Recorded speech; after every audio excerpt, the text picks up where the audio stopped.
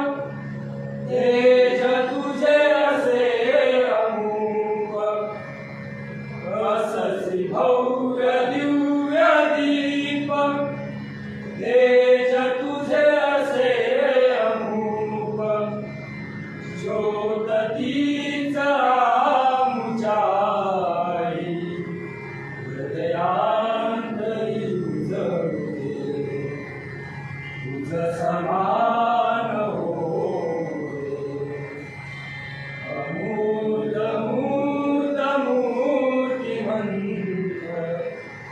तुझ समान होय तुझ समान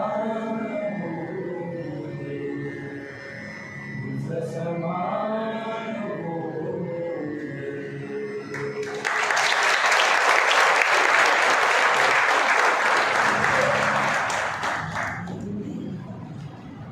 गेल्या 1 वर्षांपासून आपण ज्या महाविद्यालयात गुणवत्तापूर्ण शारीरिक शिक्षणाचे धडे घेत आहोत, या महाविद्यालयाची सुरुवात कोणी केली व कशी झाली हे माहीत आहे का तुम्हाला? लहानांपासून मोठ्यांपर्यंत सर्वांनी व्यायाम करावा, खेळ खेळावे, यासाठी पुण्याच्या मध्यवस्ती एवढं मोठं क्रीडांगण कुणाच्या बऱ्या प्रयत्नांमुळे मिळालं असेल.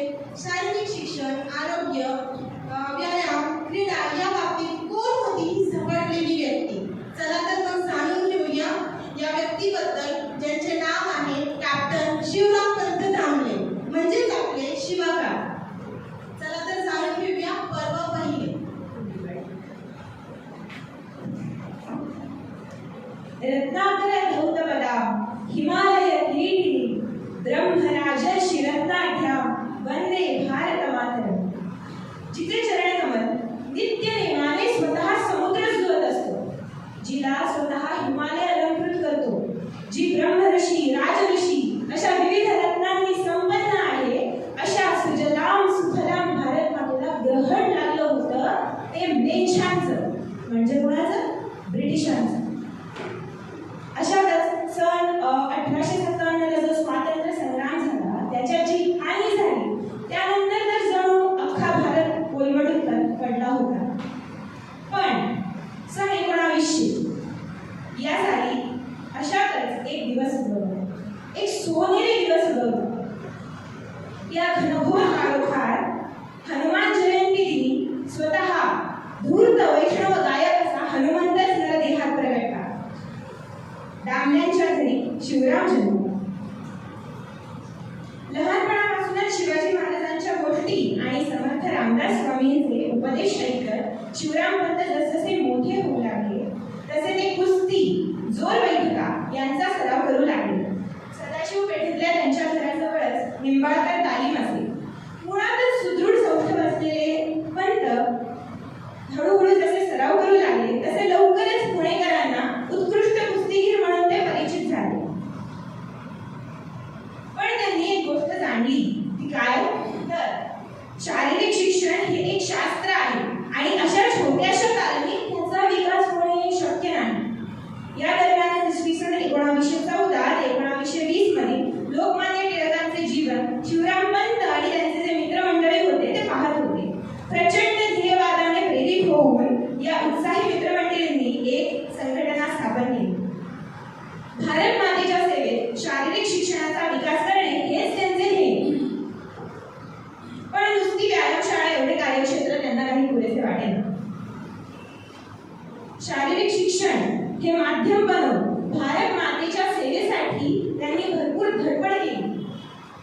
नवीन पिढीची सर्वांगीण उन्नती घडवून आणणे आणि शरीराबरोबर तरुणांची मनेही सुसंस्कृत आणि उदार झाली पाहिजे. महाराष्ट्राची परंपरागत ध्येय व उद्दिष्ट साध्य केली पाहिजे, याकडे त्यांचं विशेष लक्ष होतं.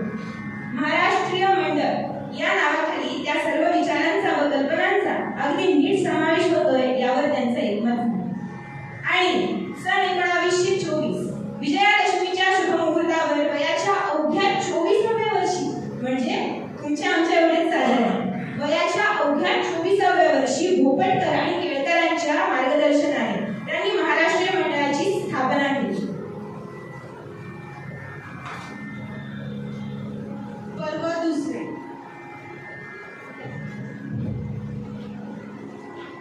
मंडल की स्थापना तो हो गई, लेकिन अब सवाल था जगह का।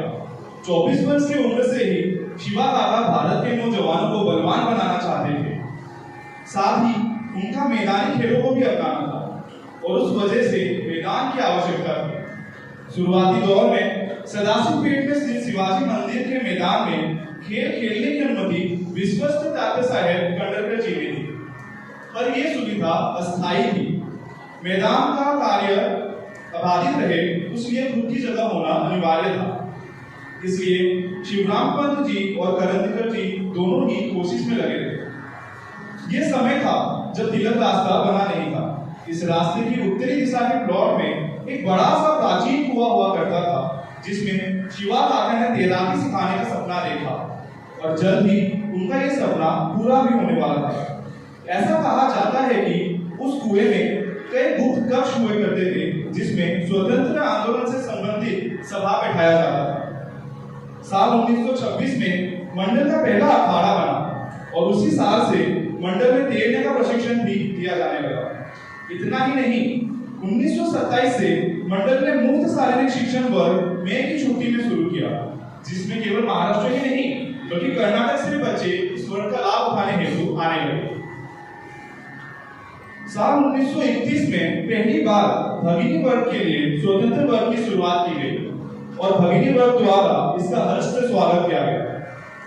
इसी दौरान भारतीय जनता को निशस्त्र और निर्भर बनाने की कूटनीति ब्रिटिश सरकार कर रही थी, पर शिवराम जी का मानना था कि अगर शरीर बलवान हो, मन स्वस्थ हो और ईश्वर प्रति आस्था हो, तभी शरीर तथा राष्ट्र दोनों को मुक्ति मिलेगी।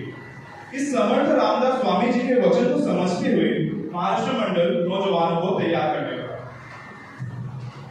पर्व तिसरे फलोपासना ही केवळ पुरुषांनीच करावी असे नसून ती स्त्रियांनी करणे अत्यंत महत्त्वाचे आहे, हा शिवाकाकांचा विचार होता। मंडळाच्या विहिरीत मुलांबरोबर मुलींनाही पोहणं शिकवलं जायचं। तर पावसाळ्याच्या मुठेला आलेल्या पुरात लग्नी पुलावरून उडी मारून ओंकारेश्वराजवळ बाहेर पडण्याचा नित्यक्रम अंत दरवर्षी 10-15 लोकांच्या समवेत करत। त्यांच्या मनात एकदा आले की पोहण्यासाठी मुलींचाही चमू दिला पाहिजे, पण याची सुरुवात करायची तरी कशी?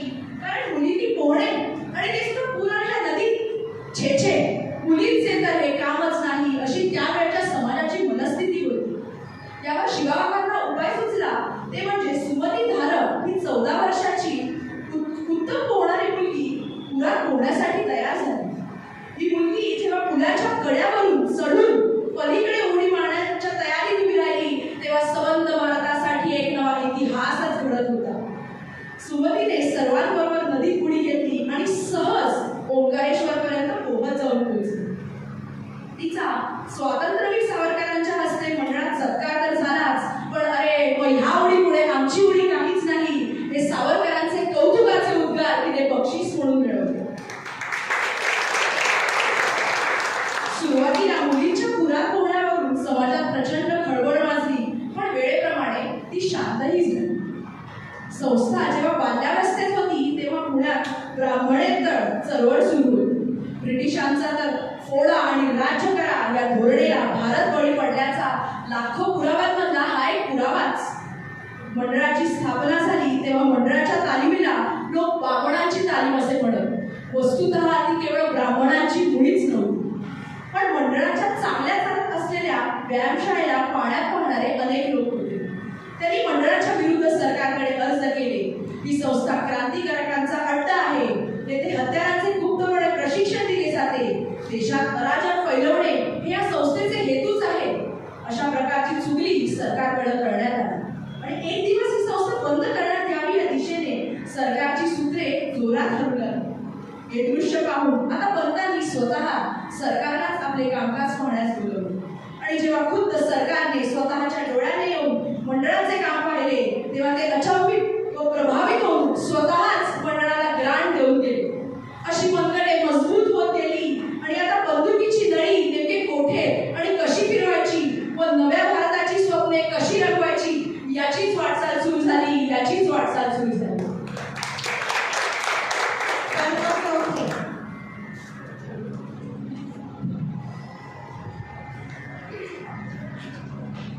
जो योद्धा है उसे डरपोक अयोद्धा कहकर उसके मनोविज्ञान को बदल देना, इस चीज में अंग्रेज माहिर थे।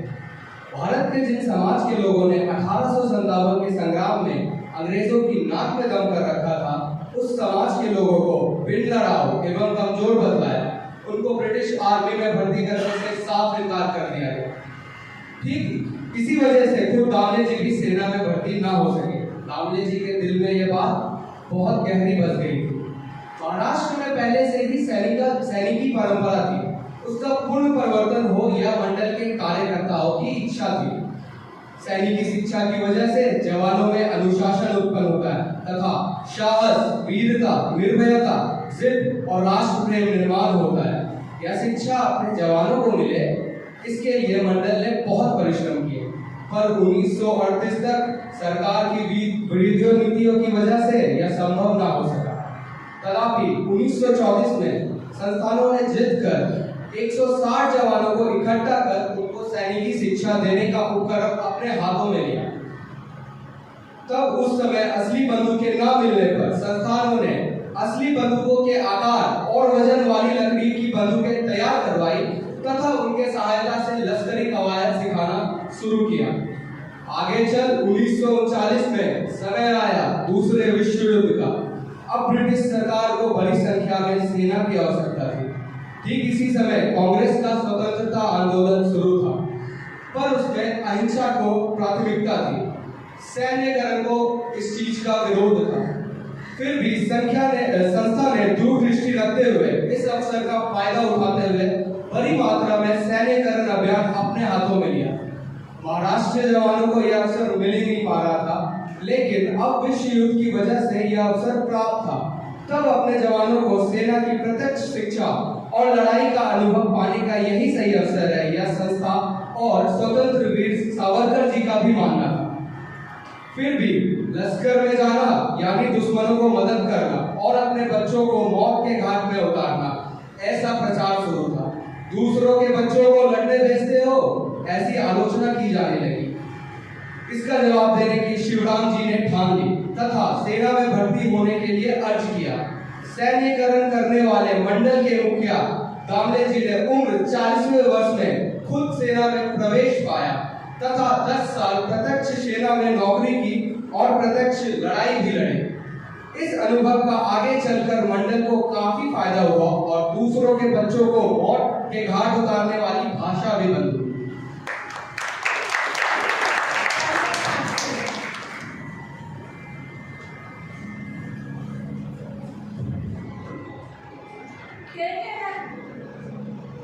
खेळ खेळणाऱ्या मुला मुलींनी हे पटापट भुलून जाईल आणि आता जागाच नाही हे सांगण्याची वेळ येईल। हा दिवस संस्थेच्या इतिहासाचा शेवटचा दिवस समजला जाईल। हे तात्यासाहेब केळकरांचे बोल लवकरच प्रत्यक्षात आले। वादना वादना वादे भिलेली शिंदे मंडळा, याप्रमाणे महाराष्ट्रीय मंडळाचे काम वाढतच गेले। किंवा जागा आता अपुरी पडू लागली। नवीन जागा पण कशासाठी? पुन्हा एका व्यक्तीच्या वैयक्तिक लाभासाठी नव्हे, तर त्या जागेचा उपयोग करून युवकांचे शरीर आणि मने तडफदार आणि बळकट बनवून भारत मातेच्या सेवेचा उपयोग व्हावा यासाठी। हेतू उदात्त असला की आपोआपच कठोर आणि कठोर अडथळेही विलया पार करता येतात।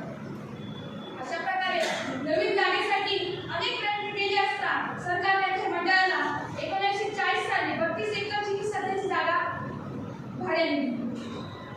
ओसाड आणि उंच सकल या जागेला कॅप्टन गांधीच्या परिचयातील लष्करी अधिकाऱ्यांच्या माध्यमातून बुलडोझर लावून सपाट केले गेले। हळूहळू या जागेत इंग्रजी आणि मराठी माध्यमाची शाळा सुरू करण्यात आली। पुणे व्यायामशाळा, रायफल रेंज आणि विविध खेळांच्या सोयी झाल्या। पण हे सगळं एवढं सहजासहजी झालं नव्हतं। त्यामागे अनेक वर्षांची शिवकाकांची तपश्चर्या होती, मंडळाचे अथक परिश्रम होते। खरं तर शिवकाकांना सन 1932 मध्ये शारीरिक शिक्षण महाविद्यालय काढायचे होते, पण तेव्हा त्यांना युनिव्हर्सिटीची आणि बहुतांश समाजाची सुद्धा साथ मिळाली नाही। हे स्वप्न साकार होण्यासाठी त्यांना तब्बल 45 वर्ष निश्चित प्रयत्न करावे लागले। शिवकाकांची जीवनशैली साधीच होती। आहाराच्या बाबतीत ते तसे साधेच होते। शिवकाका खूप ठराविक होते, पण सन 1975 मध्ये त्यांना अचानक काही दिवस पोटात दुखू लागल्या कारणाने ते त्यांच्या फॅमिली डॉक्टरांकडे गेले आणि अतिशय धोकादायक अशी गोष्ट समोर आली। शिवकाकांना पोटाचा कॅन्सर झाला। ही बातमी समजून सुद्धा स्वतःचा तोल न जाऊ देता यावरून शिवा काका डॉक्टरांना विचारतात, डॉक्टर साहेब मी अजून किती दिवस जगणार, अजून किती दिवस जगणार? या शब्दातूनच त्यांचं मरणाआधीचं महाविद्यालय स्थापन करण्याचं स्वप्न झळकत होतं. 1977 साली पुणे युनिव्हर्सिटीने शारीरिक शिक्षण महाविद्यालय काढायचं म्हणल्यावर कॅप्टन दामलेंनी लगेच तयारी दाखवली. पुन्हा एकदा अनेक संकटांवर मात करत ते कॉलेज सुरू करण्यात यशस्वी झाले. त्यावेळी मात्र त्याची प्रकृती अतिशय नाजूक होती. हॉस्पिटलमध्ये ऍडमिट असून सुद्धा कॉलेज सुरू होण्यासाठी प्रयत्न आणि सहकार्य करणाऱ्यांसाठी ते 1 जुलै 1977 रोजी ते स्वतः स्ट्रेचरवरून आले आणि मोजकेच 25 दिवसात शिवकाका अनंतात विलीन झाले. त्यांच्या शेवटच्या क्षणातील तुम्हा आम्हा सर्व विद्यार्थ्यांशी आणि शिक्षकांशी साधलेला संवाद आपण ऐकणार आहोत.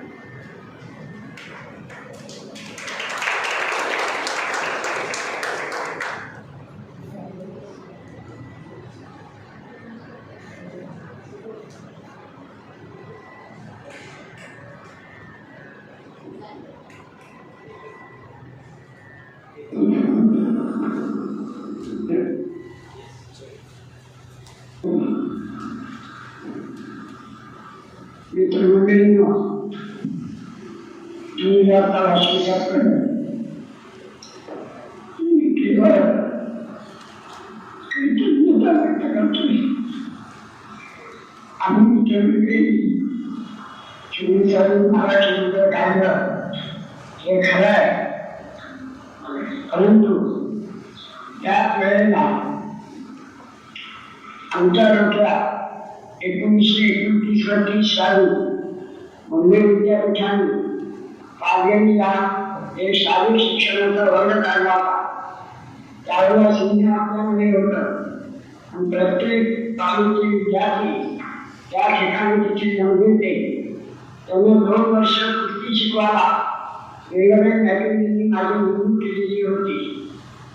तेव्हापासून माझ्या डोक्यात एक कल्पना होती की शारीरिक शिक्षणाचं महाविद्यालय असावं, म्हणून आम्ही धडपड केली.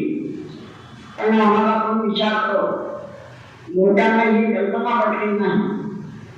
मी 1 लाख रुपये समाजाला मागितले, पण मला पैसे दिले नाही आणि माझी योजना मागवलेली आहे. पण माझा विश्वास आहे, चिकाटीवर माझा विश्वास आहे. आज 45 वर्षांनी सरकारने निर्णय केला तुम्ही शारीरिक शिक्षणाची महाविद्यालय का आम्ही दाखवता तयार भेटतो, मी असणं तयार आहे. त्यांनी मला संपूर्ण सहकार्य दिलं, म्हणून आपली कॉलेज बनवतात. ही ग्रॅटिट्यूड किंवा कृतज्ञता व्यक्त करण्याची संधी मला मिळाली, म्हणून आम्ही या ठिकाणी आलो. गावकर साहेबांनी जेवढं स्वीकारलं गेले शक्य होत म्हणून ही कॉलेज आज निघाले, नाही तर निघालं नसतं. त्यांनी जर मूर्ती घातली असते तर 100 मूर्ती घालता येतात काही युनिटीची भयंकर भांगड आहे. इथे इतक्या कमिटी आहे, त्या प्रत्येक कमिटीतून बाहेर पडलं पाहिजे, तिथून बाहेर पडलं पाहिजे, असं मोठे कठीण काम आहे. परंतु त्यातून आम्ही बाहेर पडलो. ही माझी पहिली कृतज्ञता आहे. दुसरी कृतज्ञता अशी आहे की याचा शिक्षणक्रम मी सगळा तयार केलेला आहे. 1932 साली सगळे इन्स्ट्रक्टर मी फुकट मिळवले होते, परंतु जागा माझी इक्विपमेंट पाहिजे म्हणून मला ₹1,00,000 लागत होते. ते मिळाले नाही, ते तसंच राहिले. पण आता अशी वेळ आली, या सर्व गोष्टी साकार झालेल्या पाहायला मी अजून जिवंत आहे. 1932 साल 1977 साली हे कॉलेज माझं 45 वर्षाचं माझं स्वप्न साकार झालेलं आहे. मला संतोष आहे. कधी महाराज क्लास आहे तो श्रीयुक्त नसेल, पण चांगल्या कामाला पैसा मिळाला नाही तर आपण माझ्या आयुष्यात झालं नाही. मी जेवढे पैसे पाहिजे ते मला एवढे पैसे तुला लोकांनी दिलेले आहेत हे या शाळेवर आपल्याला कल्पना येईल. कॉलेजला सुद्धा मी स्वतः 2-2.5 लाख रुपये जमीन दिलेले होते आणि आज यावर्षी आमच्या प्रयत्न असले ज्यांना त्यांच्याकडे असाच आहे ते म्हणजे ठीक आहे आम्ही तयार आज सुद्धा आमचा संबंध दुनिया मी विद्यार्थी होतो हल्लीच्या काळात 8वी येते व 9वी येते व आम्हाला राजगुरू मास्टर होते आणि विरुद्धा प्रकारनं होतं रोज शाळा होते. पण आता असताना त्यांचे आमच्यावर प्रेम ते इंटरव्ह्यू झाले म्हणजे बऱ्या वयावर भेटला तेव्हापासून ते संबंध आज करायला लागले आणि आम्ही 2 लाख अशी स्थिती आहे.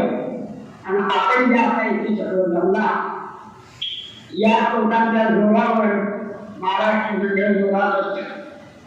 मी प्रकृती चांगला होतो तर मी त्या आनंदाच्या दिंडी कॉलेज मिळालं. आम्हाला प्रिन्सिपल बाबत मिळाले, स्टाफ चांगला मिळाला. पण मी काही करू शकतो माझे मित्र आंबेडकर हे हुशार इंजिनियर आहेत.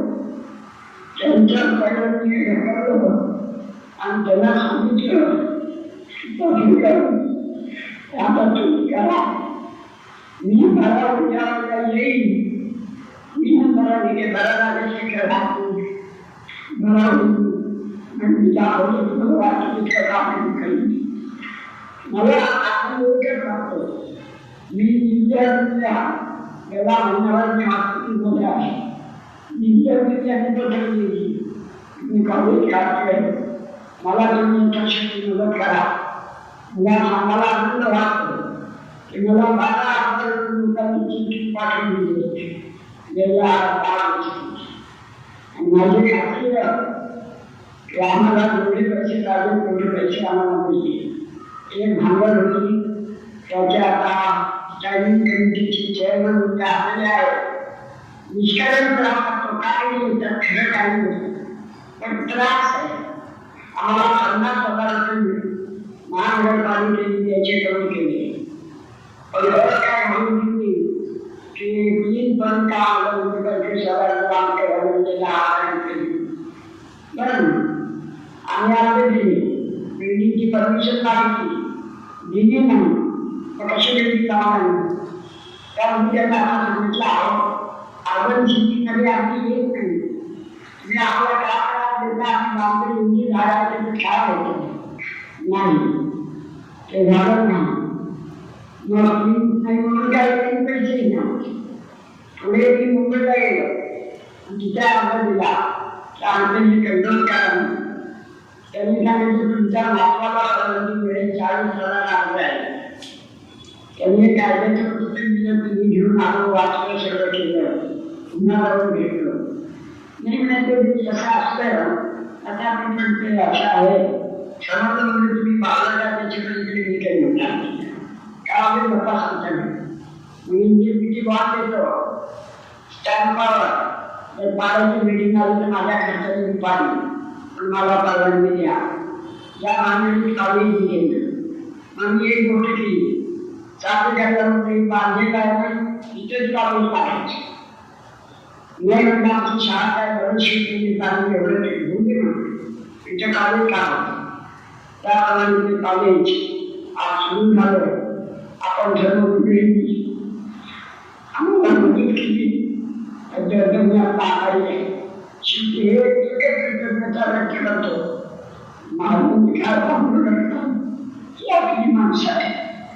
पण ज्यांनी मला जिवंत ठेवलं ते माझे मित्र डॉक्टर साठे यांच्यामुळे आपण आनंद आहे.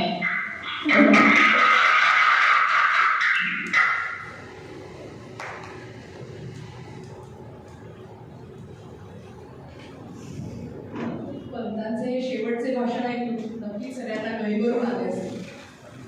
तन मन धन ज्यांनी या मंडळात मंडळासाठी अर्पण केले असे आपले शिवाकाका आज आपल्यात नसले तरी त्यांना आपल्याशी काही बोलायचे आहे. चला तर मग ऐकूया.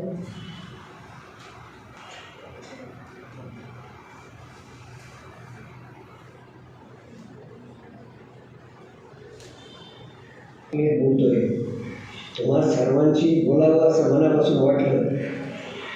आज या महाराष्ट्रीय मंडळाच्या शारीरिक शिक्षणाच्या कॉलेजमध्ये आपण सारे शिक्षण घेत आहात.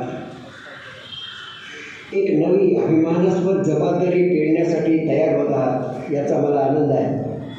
कॉलेजच्या स्थापनेचा इतिहास तुम्हा सर्वांना माहिती झालाच आहे.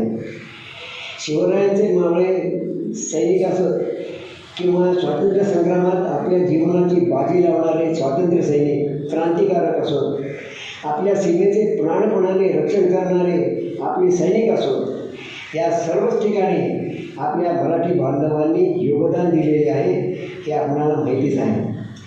या देशाच्या वैभवशाली भविष्यात तुमचा मोलाचा सहभाग असणार आहे. जिथे शक्ती, युक्ती तथा ईशभक्ती तिथेच मिळेल देह देशास मुक्ती, आणि ही मुक्ती आपल्या या प्रिय देशातच मिळणार. आपण पाहतोच आहोत आपल्या देशात निष्क्रियता, जातीयता, अराजकता नेहमीच अनुभवतो आहोत. या पार्श्वभूमीवर मात करायचे आणि आपल्याला देश घडवायचा आहे, आणि त्यासाठी मन, मनगट आणि मेंदू हे सक्षम आणि संघटित व्हायला पाहिजे. आणि या बाबतीत उद्याच्या पिढीची तिच्यावरच्या संस्कारांची जबाबदारी तुमच्यावर आहे. म्हणून तुम्ही जेव्हा वर्गातील विषय शिकवाल किंवा मैदानावर खेळ, क्रीडा यांचे शिक्षण द्याल तेव्हा कृपा करून या गोष्टीवर भर द्या. असा खेळ निवडा की ज्यामुळे देशप्रेम वाढीला लागेल. असा खेळ निवडा की ज्यामुळे सहकार्य, संघटितपणा वाढेल. असा खेळ निवडा की ज्यामुळे विषयाऐवजी अमृत देणारे हात आणि मन तयार होईल. असा खेळ निवडा की प्रत्येक मूल बेडर बनेल. असा खेळ निवडा की ज्यातून जातीपातीचे भेद दूर होतील.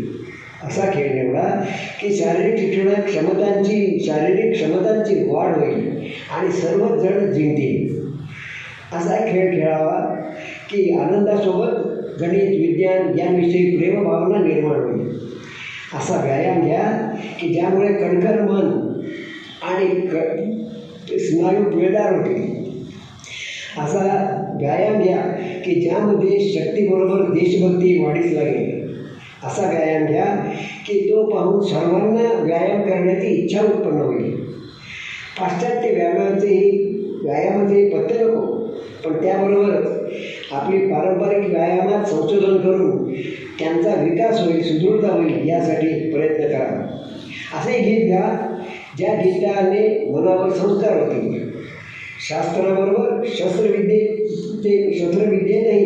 विद्यार्थी पारंगत होतील आणि शस्त्र चालवण्यापूर्वी संयम आणि नीतिमान विद्यार्थी घडतील आणि आपल्या देशाचे रक्षण करण्यास, आपल्या समाजाचे रक्षण करण्यास सज्ज होतील. विद्यार्थी शिक्षकांचे केवळ श्रवण करीत नाही तर ते त्यांना प्रत्यक्ष पाहत असतात, अनुभवत असतात, आदर्श मानतात. आणि म्हणून शारीरिक शिक्षण देणारे शिक्षक नको, तर शारीरिक शिक्षणशास्त्र जगणारे शिक्षक समाजाला हवे आहे. चला तर विद्यार्थी मित्रांनो, महाराष्ट्रीय मंडळाच्या ध्येयानुसार शारीरिक शिक्षणाच्या माध्यमातून समाज घडवूया. यासाठी स्वतःपासून आरंभ करूया. वंदे मातरम. भारत माता की जय.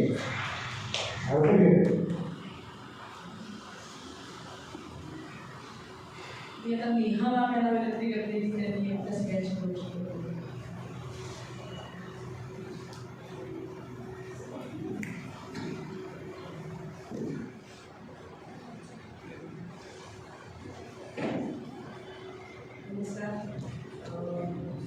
शिवाकाकांच्या सोबीला त्यांना अभिवादन करते पहिल्यांदा.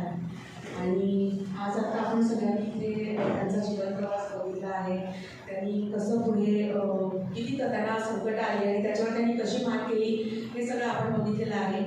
आणि आज त्यांनी आपल्याला दाखवून दिलं आहे की एखाद्याने जर ठरवलं तर आपण काहीही करू शकतो. तर आपण सगळ्यांनी एकच आज निश्चय करूया की त्यांनी जो आपल्याला मार्ग दाखवला आहे त्या मार्गावर आपण चालायचा प्रयत्न शक्यतो सगळ्यांनी मिळून करूया.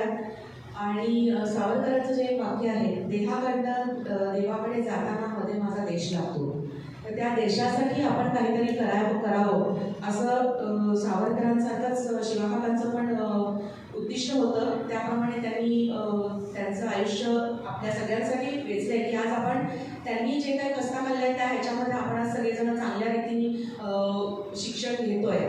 तर त्यांनी जो मार्ग आपल्याला दाखवून दिलेला आहे त्या मार्गावरती आपण चालूया, हीच त्यांना आजच्या दिनी आपण श्रद्धांजली देऊ शकतो. आणि कायमच त्यांच्या दाखवलेल्या मार्गावरती आपण चाललो तर निश्चित आपलं आणि आपल्याबरोबर आपण आपल्या समाजाचं पण खूप काही चांगलं करू शकतो. धन्यवाद. आणि हा कार्यक्रम इतका छान झाला की ह्या कार्यक्रम करताना ज्यांनी सगळ्यांनी जे कष्ट घेतले ते आज दिसत आहे, तर त्या सगळ्यांचं खूप खूप कौतुक आणि धन्यवाद.